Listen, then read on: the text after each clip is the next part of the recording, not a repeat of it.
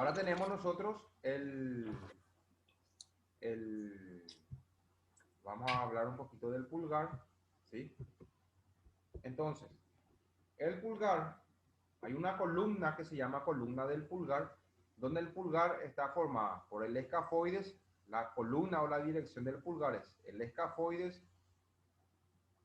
el trapecio, el primer metacarpiano, la falange o la primera falange del pulgar y la segunda falange del pulgar, porque el pulgar solamente tiene dos falanges. Entonces tenemos escafoides, trapecio, primer metacarpiano, primera falange y segunda falange, ¿sí?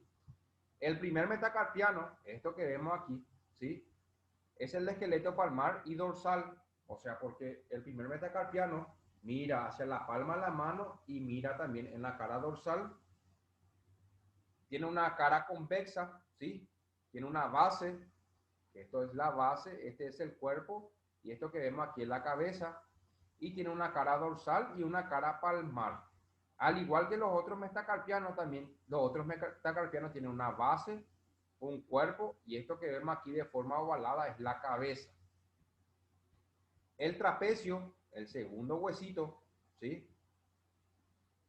El trapecio, ¿sí? Es un hueso del carpo, es el hueso de la segunda fila del carpo. La cara posterior, ¿sí? Que es esto que vemos aquí, es convexa, y la cara anterior, esto que vemos aquí, es cóncava, tiene una forma cuboidea.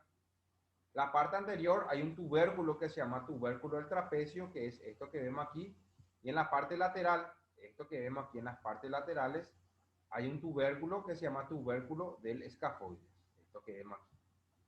Entonces, en la parte anterior está el tubérculo del trapecio, es un tubérculo anterior, y hay dos tubérculos que son tubérculos laterales. La falange proximal, la primera falange, ¿sí? Tiene una base cóncava, esto que vemos aquí es cóncava, porque la cabeza es convexa. No puede ser esto cóncava y esto convexa, porque no va a haber una buena congruencia. El cuerpo es semicilíndrico, la cabeza, la superficie articular se extiende sobre la cara palmar, y de la cabeza, esto que vemos aquí, también aquí, la base o la cabeza de la primera falange también es cóncava, que vemos aquí, y de la segunda falange ya es convexa. Entonces la falange distal es convexa a este nivel, ¿sí? Acá tenemos que es cóncava. El cuerpo es corto y convexo, es más chico, ¿sí? Que la primera falange. La primera falange es más grande que la segunda falange del pulgar. Tenemos las articulaciones. La primera articulación es la articulación trapecio metacarpiana, donde se articula el trapecio, ¿sí? Este huesito que acá es el escafoide. Escafoide, este es el trapecio, que se llama articulación trapecio metacarpiano, donde se articula el trapecio con el primer metacarpiano. La segunda articulación es la articulación metacarpofalángica, donde se articula el primer metacarpiano con la primera falange. Y la tercera articulación es la articulación interfalángica. Entonces tenemos una, dos, tres articulaciones en dirección al pulgar: la trapecio metacarpiana, la metacarpofalángica y la interfalángica.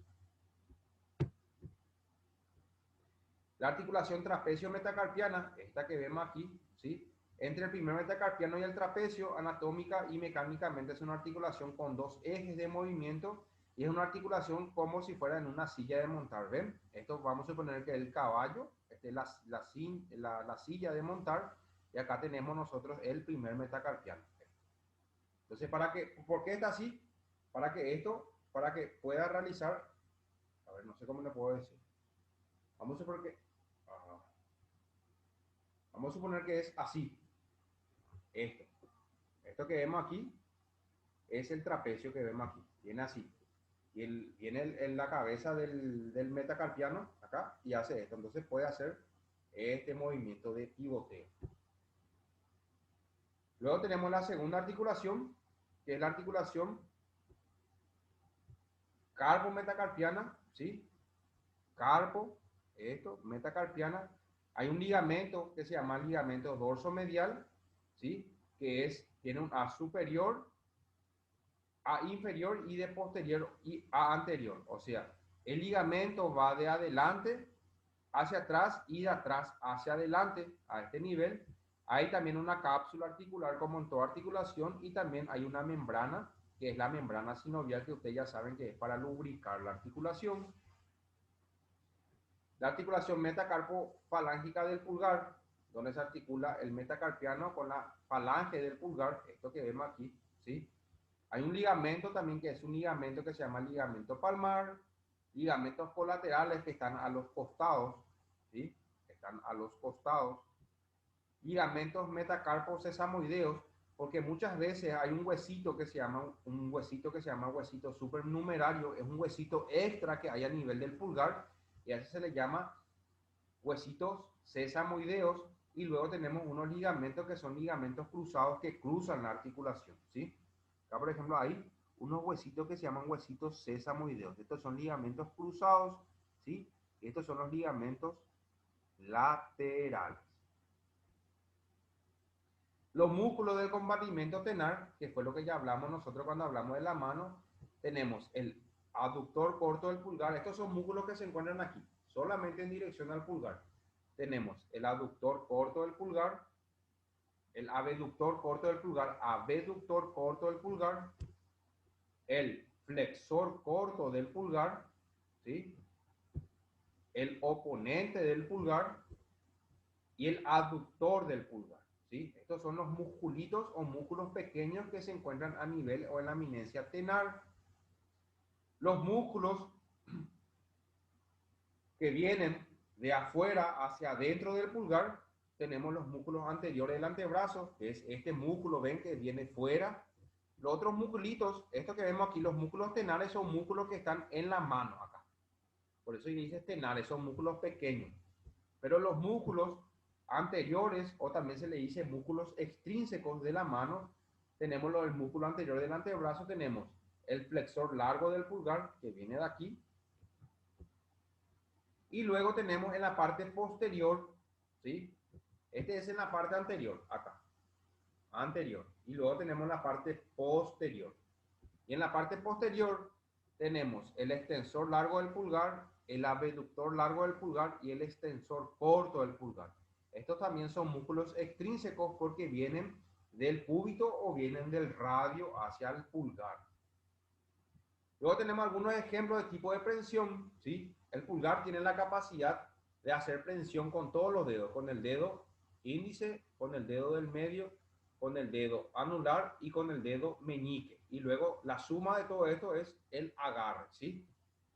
La clásica pinza pulgo digital, generalmente pulgar índice esto. La presión por oposición subterminal o del pulpejo, ¿sí? Que ya incluimos los pulpejos, lo otro solamente es a nivel de las uñas, esto que vemos aquí.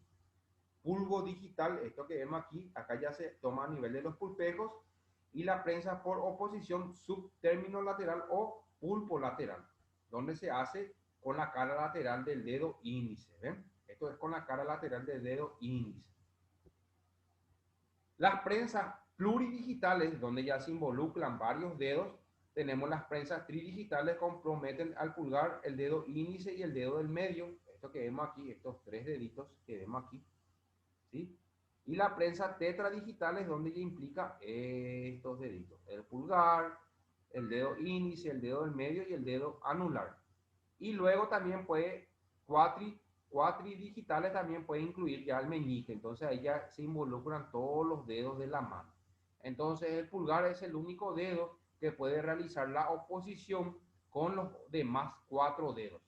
Una persona o un paciente que se le hace una amputación del pulgar, el paciente pierde esa capacidad de agarrar objetos porque la prensión se va a perder, no va a poder agarrar porque el pulgar es el que se encarga de hacer toditas esas oposiciones con los demás dedos. Y pentadigitales, ¿sí? Que ya involucra a todos los dedos, ¿sí? Ya son para agarrar, por ejemplo, objetos grandes. A esto nosotros le llamamos motricidad gruesa, cuando ya involucran todos los dedos. Y a esto, por ejemplo, le llamamos nosotros motricidad fina, ¿sí? Que son movimientos más finos, más precisos. Y ahí llegamos, chicas. No sé si tienen alguna pregunta, algo que quieran preguntar con respecto a la clase. ¿Se entendió bien?